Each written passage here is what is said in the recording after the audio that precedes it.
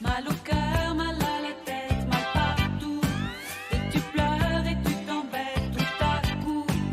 Et voilà, une musique qui à 8h13 fait danser Brigitte Fanny-Cohen qui vient de nous rejoindre. 9h13, pardon, j'ai envie de rester encore une heure de plus. Là.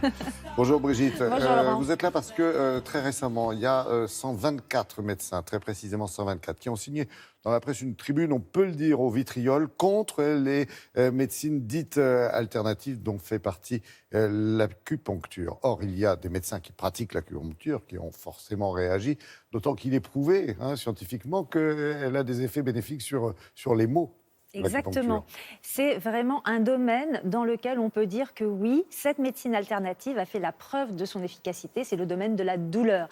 Et d'ailleurs, en 2014, l'INSERM, qui est quand même un organisme de recherche français mondialement réputé, l'INSERM a réalisé ce qu'on appelle une expertise sur l'acupuncture, c'est-à-dire qu'un certain nombre de spécialistes ont passé en revue des milliers d'études concernant l'acupuncture et leur conclusion est claire, ils ont écrit presque textuellement, voilà, pour bon nombre de douleurs, l'acupuncture a une efficacité supérieure à une absence de soins. Ça veut dire que l'acupuncture peut être un traitement de la douleur ou un complément de traitement de la douleur.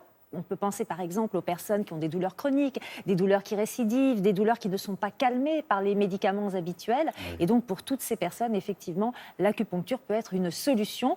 Ce qu'on peut dire aussi, pour montrer quand même l'importance que prend l'acupuncture aujourd'hui dans la médecine occidentale, c'est que bon nombre d'hôpitaux ont fait rentrer cette pratique dans leurs consultations, voilà, ou leur centre antidouleur. Alors reste la question. Comment ça marche l'acupuncture, puisque la médecine occidentale n'a pas du tout le même regard que la médecine chinoise pour expliquer son efficacité, et surtout quel type de douleur peut-on traiter? L'acupuncture a démontré son efficacité pour tous les types de douleurs, aussi bien pour soulager les douleurs aiguës comme les douleurs post-traumatiques ou post-opératoires, mais aussi pour soulager les douleurs chroniques, par exemple les douleurs liées à une arthrose, une arthrite, des douleurs lombaires ou cervicales.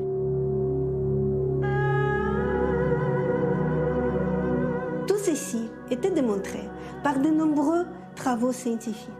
Par exemple, était publié un article qui a démontré que dans la médecine d'urgence, donc dans les situations d'urgence, l'acupuncture soulageait les douleurs de près de 87%. Et cette action a duré plus de 16 heures. L'action parfaitement comparable avec l'injection intraveineuse de morphine. Je vais mettre des aiguilles d'acupuncture pour prévenir et diminuer les douleurs que vous avez de sciatique. Les rhumatologues ont démontré et publié plusieurs fois que pendant les douleurs lombaires, le fait de faire l'acupuncture permet de diminuer les prises de médicaments. Mais pas que ça. Elle permet de diminuer le nombre d'arrêts de travail, le nombre de jours d'hospitalisation et permet vraiment d'améliorer la qualité de vie des patients. Là, on peut dire que votre douleur, elle est cotée à combien entre 0 et 10 ? On va dire 7. 7. L'efficacité d'acupuncture est durable.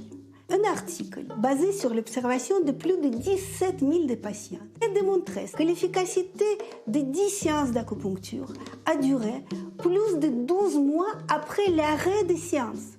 Donc même quand on ne faisait plus l'acupuncture, l'action antidouleur d'acupuncture était prolongée pendant près d'un an. Par rapport à tout à l'heure, vous avez l'impression que ça a diminué ou que c'est en train de diminuer? C'est en train de diminuer, oui. Comment marche l'acupuncture? C'était prouvé que l'acupuncture stimule les sécrétions dans le cerveau des substances actives qui s'appellent les endorphines, qui ont une action antidouleur très puissante. Ces endorphines, ils ont aussi plusieurs rôles dans le cerveau.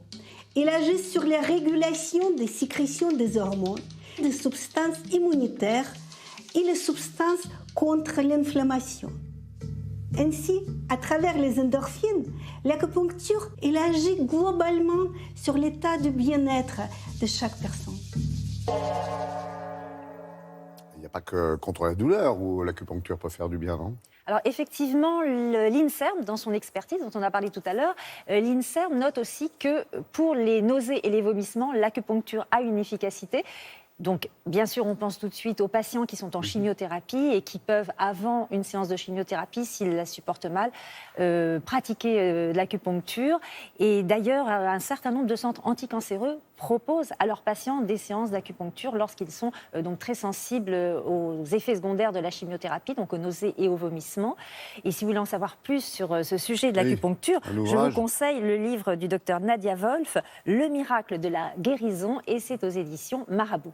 Oui, ceux qui sont intéressés par le rôle que peut jouer l'acupuncture contre certaines addictions aussi, parce qu'on en parle beaucoup pour ça, sont sans doute intéressés par l'ouvrage. Exactement, il en est question. Merci beaucoup, Brigitte, Fanny.